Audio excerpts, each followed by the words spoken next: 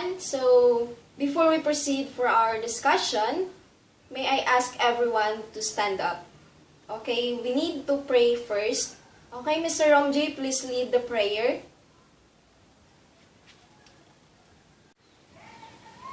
Okay, now you're allowed to sit. So, our discussion for today is all about adjacent, complementary, and supplementary angles. So, first, we need to define their definition. Okay, let's proceed for the adjacent angles. When we say adjacent angles, it is our two angles which have a common vertex and a common side, but have no interior points in common. So, when we say adjacent angles, it pertains to the two angles, which is, the condition is they have a common vertex and a common side, but they don't have any interior points in common. So, the illustration for these adjacent angles is here. So, we have two angles. They are in common, they have the common side. So, our angles is A, B, and D, and an angle C, B, and D. So, they are considered as adjacent angles because they have common sides. And the condition is they have a common vertex. So, their common vertex is point B. So, they intersect at point B. So, they are considered also a adjacent angle. So, here is an example of an adjacent angle. So, they are also the same with this figure. So, angle E, F, and H are adjacent with angle G, F, and H. So, their common vertex is point F, and they have common sides here.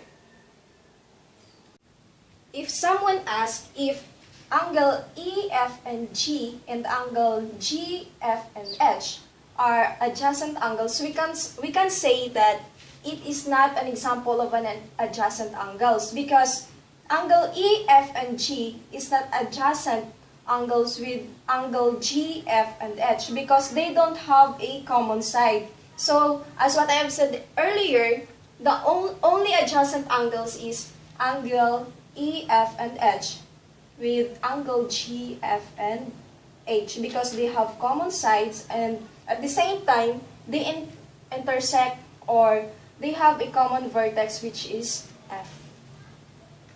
So, it's clear that it is so simple to understand the adjacent angles because we need to remember that we can say that these two angles are adjacent if they have common sides and common vertex. So, that's the key points that we need to remember for us to identify that these two angles are adjacent.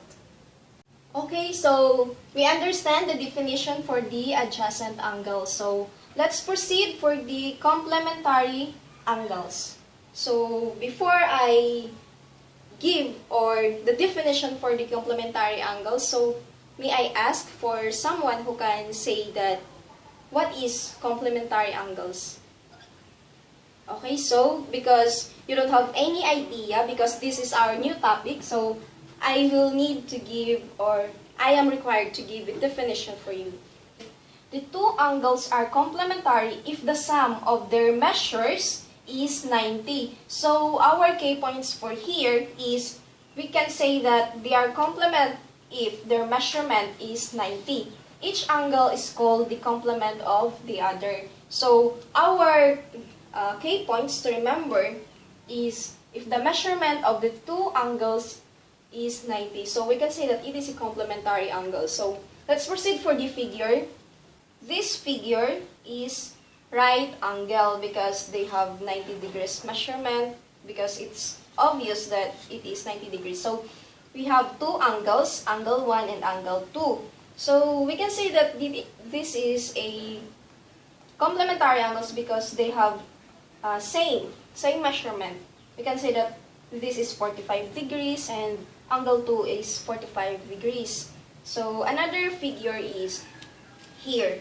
So we can say that this is two angles are complement because we don't have any values yet because this is only figure, but we can say that we can say or put a value for this, that these two angles is the summation is already 90 degrees. So let's proceed for the example. So our given value is the measure of angle 1 is equal to 60 and the measurement of angle 2 is 30. So we need to write this one as measure of the angle 1 is equal to 60 plus the measure of the angle 2 is equal to 30. So we can say that this angle is complement because the given value for the angle 1 is 60 and the given value for the angle 2 is 30. So it is simple to compute for the value. So we can only add the measure of angle 1 and the measure of the angle 2. So 60 plus 30 is already 90. So we can conclude that this angle given to our problem is complement because their summation or the value of the two angles is already 90. Okay, we can conclude that these two angles is complement because their summation of the value is 90. So the definition of our complementary angles is the two angles have a measurement of 90. So another example is if the measurement of angle A is equals to 40 and the measure of angle B is equals to 50. So this example is the same with the example from the above. So it's so simple to compute for the complementary angle. So measure of the angle A is equal to 40 plus the measurement of the angle B is equal to 50. So we need to add these two values for us to conclude if they have or these two angles is complement. So let's proceed. So 40 plus 50 is equal to 90. So their summation is 90. Okay, so another example is we have measure of angle 1 is equal to 52 and angle 3 equals 52. So their complements are angle 2 and angle 4 respectively. Find the measurement of the angle 2 and measurement of angle 4. So if two angles are complementary, it is obvious that their measurements or their sum of their measures are 90. So because the angle 1 and angle 2 are complementary, then we can say that measure of angle 2 plus measure of angle 1 is equal to 90. So this is our equation to compute for the value of angle 2 and angle 4. So let's proceed. Measure of angle 2 equals 90 minus, we can transpose this angle 1 to the right side. So okay, proceed for the measure of angle 1. Then copy measure of angle 2 equals copy 90. Then minus, we have the value for the angle 1 which is 52. So copy 52. Then measure of angle 2 is equal to 90 minus 52 is 38. So this is the value for the measurement of angle 2. Okay, so we compute for the value of the angle 2. We have a known value which is angle 4. So angle 3, the measurement of angle 3 and the measure of the angle 4 are complementary. Then we can say that measure of the angle 3 equals 52. We have value also for the measurement of the angle 3. Okay, let's proceed to compute for the measurement of the angle 4. Measure of the angle 4 plus the measurement of the angle 3 equals 90. We have the same equation for the first computation because we're going to compute the value for the measure of the angle 2 and the measure of the angle 4 because they are complement also to each other. Here is our equation. Okay, then copy measure the angle 4 equals 90. So we need to transpose this measure of angle 3 to the right side. So it's positive. That's why we can put this negative. Measure of the angle 3. Then, as we go on, we can write measure of the angle 4 equals 90. So, the given value for the measure of the angle 3 is 52. Same with measure of angle 1 because measure of angle 4 and measure of angle 3 is complementary. And their summation is 90. Same with the measure of the angle 2 and measure of the angle 1. So, the measure of the angle 3 is 52. Then, equals 90 minus 52 is 38.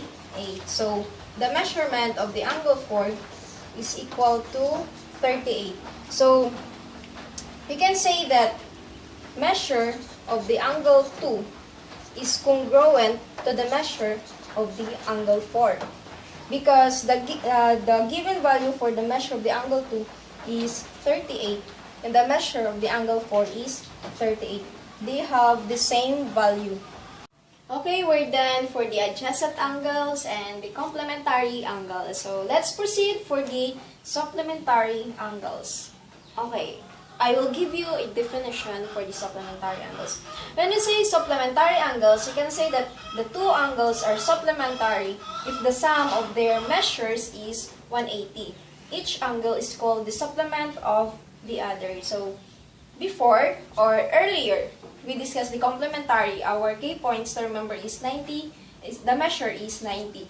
Here, the supplementary, the measure is 180. So, that's the difference between the two angles, the complementary and the supplementary. So, here is the figure. This one, angle 2 and angle 1 and angle 2. So, we can say that this is supplementary if the measures of these two angles is equal to 180. Okay, let's proceed for the example of the supplementary angles. Okay, here is the example, which is measure of angle 1 is equal to 140. Then find the measure of angle 2, its supplement. So, they are supplements. When you say supplement, if the two angles are supplementary, the measure of the two is 180.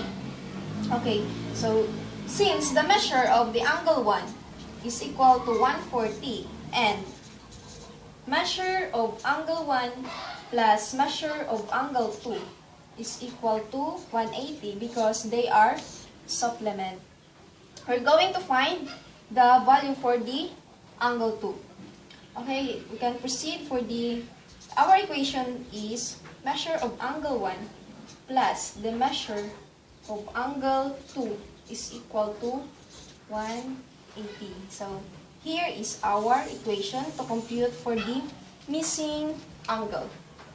Our measure of angle 1 is 140. We can write a 140 plus the measure of the angle 2 because measure of angle 2 is unknown equals 180.